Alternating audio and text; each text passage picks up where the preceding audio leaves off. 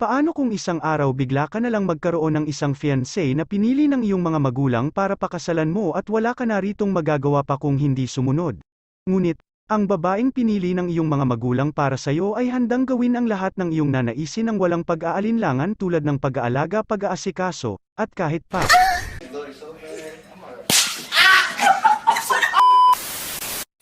Siya si Kabuto, kabilang sa makapangyarihang angkan na naglilingkod sa kahariang kanilang kinabibilangan. Isang araw, ipinagkasundo siya ng kanyang lola sa isang magandang babae na si Miyako upang kanyang maging asawa at dahil sa isang tradisyon na kinaugalian na ng pamilya ni Kabuto, kahit labag sa loob niya at ni Miyako wala na silang nagawa pa kundi tanggapin ang napagkasunduan ng kani-kanilang mga guardian para sa kanilang dalawa.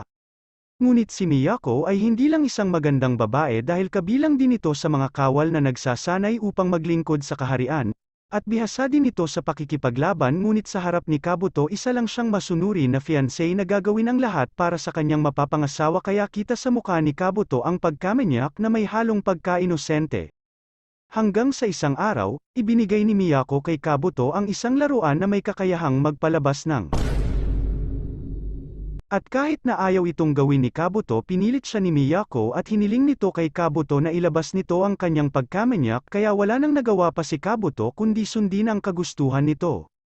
Kaya sinubukan ito ni Kabuto kay Miyako at habang nakikipag-usap si Miyako sa mga kaibigan nito itinaas ni Kabuto ang level ng laruan sa 3 at doon tuluyang nanghina si Miyako kaya binuhat ito ni Kabuto at nagpalusot ito sa mga kaibigan ni Miyako na masama ang pakiramdam ni Miyako at dadalhin niya daw muna ito sa klinik ngunit dinala niya ito sa isang silid na walang tao at inilabas niya dito ang kanyang sandata na may 100%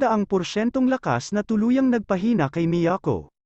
Sa sumunod na araw, tinanong ni Kabuto si Miyako kung masaya ba daw ito sa nangyayari sa kanilang dalawa especially sa kanilang relasyon at kung hindi naman daw pwede itong umatras at hanapin ang magpapasaya talaga sa kanya.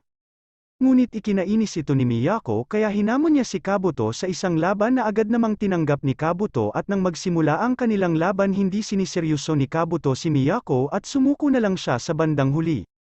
Kaya mula doon ipinaliwanag ni Miyako kay Kabuto ang kanyang nararamdaman at sinabi niya na kagustuhan niya na manatili sa tabi ni Kabuto, at hindi ng kanyang mga magulang, kaya agad itong naintindihan ni Kabuto ngunit bago sumabak si Miyako sa isang laban sa pagsapit ng umaga hinawakan muna nito ang malaking sandata ni Kabuto at humiling itong mag-round 2, kaya agad itong pinagbigyan ng ating bida.